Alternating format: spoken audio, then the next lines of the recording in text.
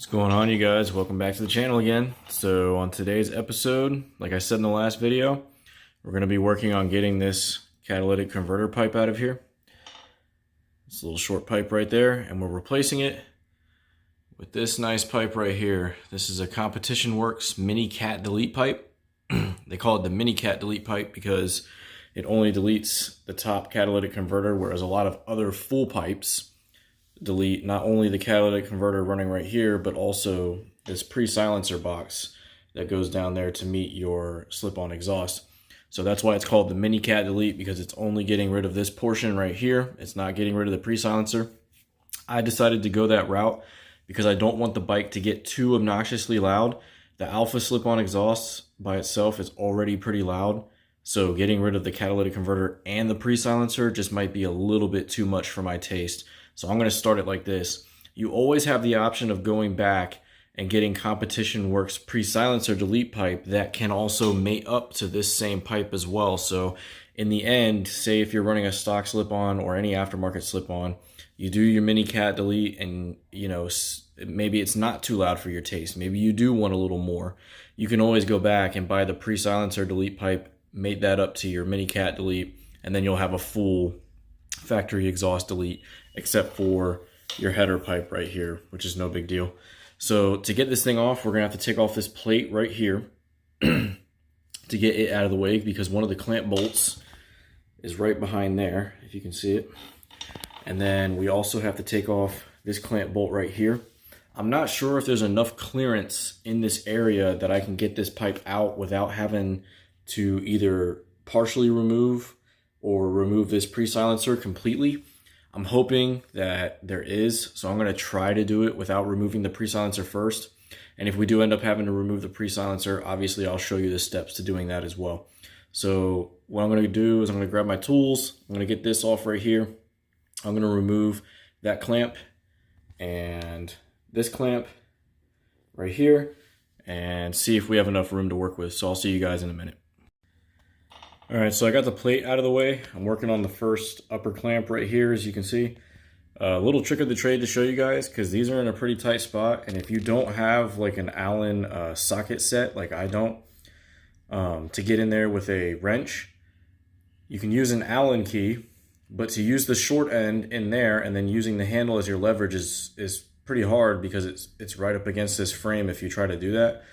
So if you stick the long end in there, and then you take yourself a standard wrench, like I have here with a closed end, you can loop it over the end of your Allen key, and then all you do is you use the wrench as your leverage, and you can turn this bolt. Like I cracked this bolt open pretty easily once I put the wrench on there. So just a little tip for you guys right there. So I'm gonna get this clamp out. I'm gonna do the same thing on the one back here, and then I'll be back. Something to note real quick about these clamps. This little spacer piece right here actually sits in the middle, right in here. So make sure that when you take that out, you don't lose it. And when you put these back on, make sure you put that back in its place as well.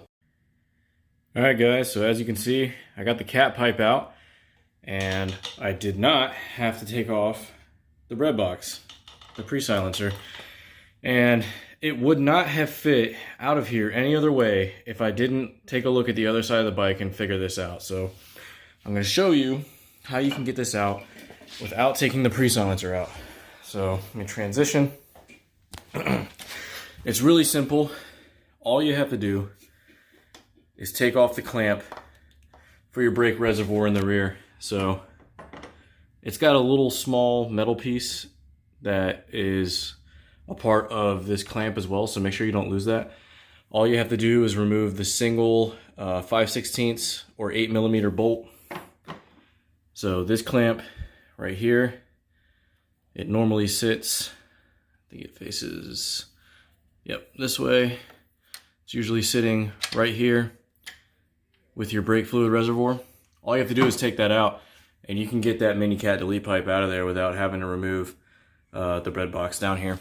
So something else I want to note real quick before I put the other pipe in is this side over here has a gasket on it.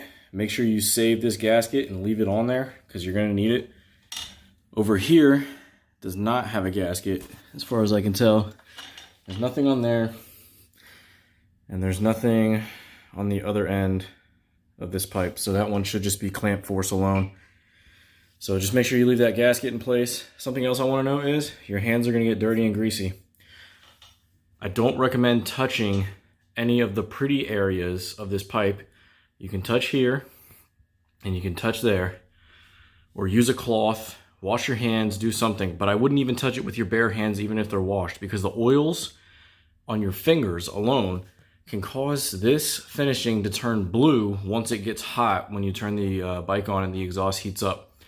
So if you do touch it and you can't avoid it, use brake cleaner and kind of spray it down. Just be careful because you're going to be in painted areas once you do that. That's why I recommend trying to put it in with a cloth around it or something clean. But if you use brake cleaner to clean it off, you just need to spray a little brake cleaner on a cloth. Wipe the surface down real nice, especially the surfaces you're going to see. That way they don't turn blue or anything once you get the exhaust nice and hot. So let me cut the camera, get this pipe in place, get it bolted in, and then we'll do a sound test. All right, so I ran into another little snag. Easy fix though, so don't worry.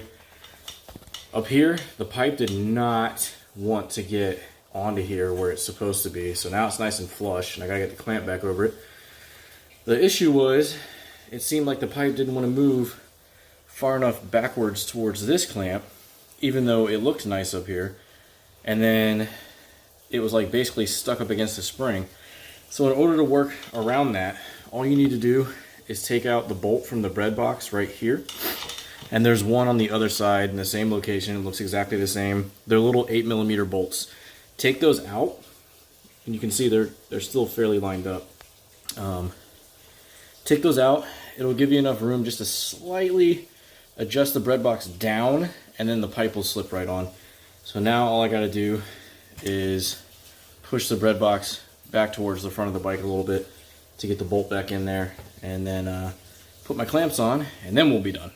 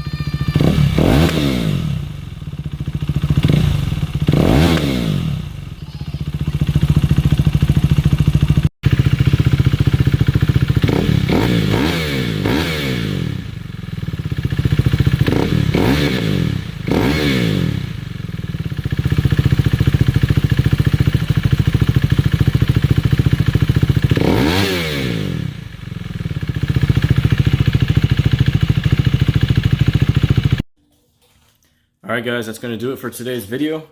Hope you enjoyed the content. To me, it doesn't sound a whole lot louder than it was. It is a little bit louder, but it's not crazy loud, so I'm definitely happy with it. It's exactly what I wanted to get out of the bike. I think it sounds great. So if you enjoyed the content, subscribe if you would, leave a comment, give me a like, and I'll see you guys in the next one.